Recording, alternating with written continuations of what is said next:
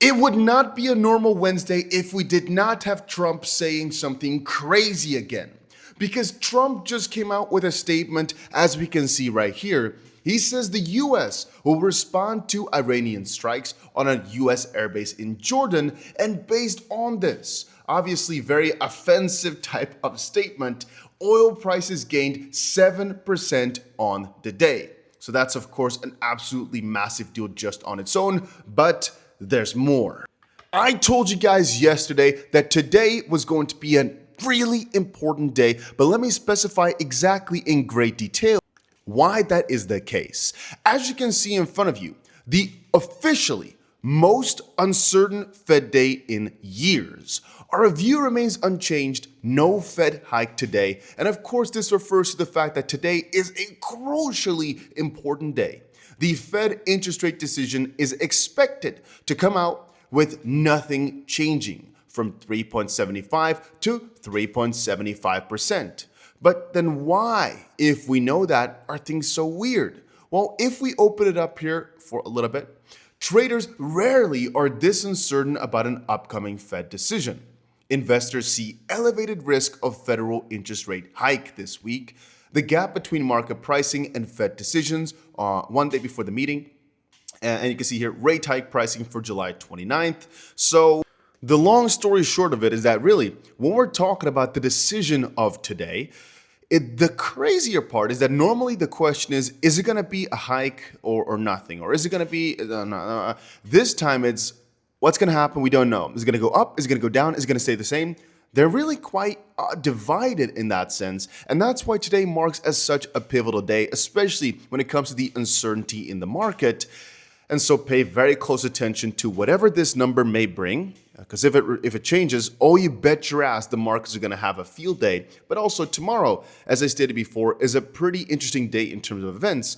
A lot is going on. But as we were talking about uncertainty just now, I started thinking of who was somebody out there as well. It's Arthur Hayes, the co-founder of BitMEX, who's been shouting a lot of uncertainty into the markets, not macro side. This is more crypto side, but you actually see why it also ties into macro. And this is just a thought process I see many people around the world having. Let me just break it down for you, what my thoughts on the situation are. So what I see is Arthur Hayes stating that right now, the AI boom has been absolutely crazy, and the capital expenditures were also massive. So what the English version of this is, AI companies were growing by a ton, but it also cost a lot of money to keep it growing. And so even though people made a ton of money, they really didn't invest it into different sectors, but they kept it in either the NASDAQ, in either these type of stocks still, or they kept it in exactly the same thing because it required even more money to grow faster. So why move it out? Why cash out when you've got a freaking cash cow? And even though it takes a lot of money to keep it growing, by throwing even more money at it, you can most likely still keep it growing more, which allows more people to put even more money in. Anyway, the long story short about that is, even though they did really well, they're hardly buying into the crypto market, even though we've got a whole lot of newly wealthy people. And he basically says that when AI crashes, cryptos could also, before stabilizing, crash for a little bit due to their 24/7 status. And he basically thinks that people will sell their crypto off to pay for their stocks not going to zero, right? To save them on the short term. My thoughts on the situation are the following. Yes, we've seen a pretty neutral, if not negative crypto market, even though the stock market has been going up all throughout this time, right? So we saw the craziest crash in crypto right here in October of 2025, which went in tandem with the stock market going down because it came off of a Trump announcement. But the stock market recovered itself and crypto didn't. And the long story short about that is, I still believe that the crypto market will just move its flow, which is a new all-time high, most likely before the end of next year. The bottom being set most likely within the next 3 months or so, with the furthest bottom not really being further much down than where we are at right now. And the new high of the next cycle being about a year and a third into 2028. So that will be around the middle of 2029, because that will be a year and a half after the halving, which is where it always happens. So we still think we're going to break above 125,000 before the halving happens. So before somewhere within 2028. And so when you think about that, sure, the crypto market may have a little crash because of these AI cashings out.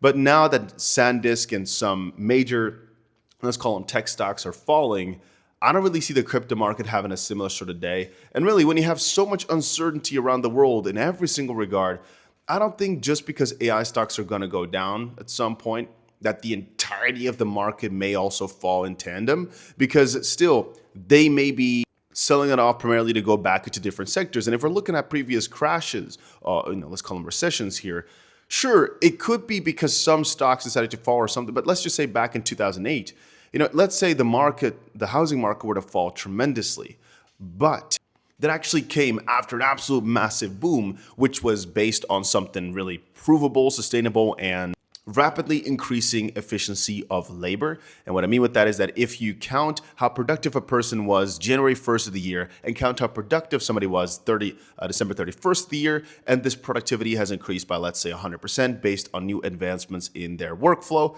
by, for example, the use of AI, then sure, even though the growth rate may have diminished all of a sudden and the stock prices are falling, perhaps because of ever-increasing capital demand that could not be supplied no more. Well, even if they crash because the valuations were just kind of taken out of thin air, the productivity has still increased by massive flows. And by that logic, perhaps even though some layoffs were to happen, and so somewhere in that little, you still get a spiral downwards, maybe, just maybe, the more that AI takes over, the less heavy those falls will be because, well, your systems can just run as well because AI, to use, not to research and to develop, but to use, is still most likely relatively way cheaper than using employees. And so if we're talking about relative costs of companies, if we're talking away the research and development department, right, the R&D part, yeah, maybe they've gotten up a ton. And so I kind of feel as if maybe, just maybe,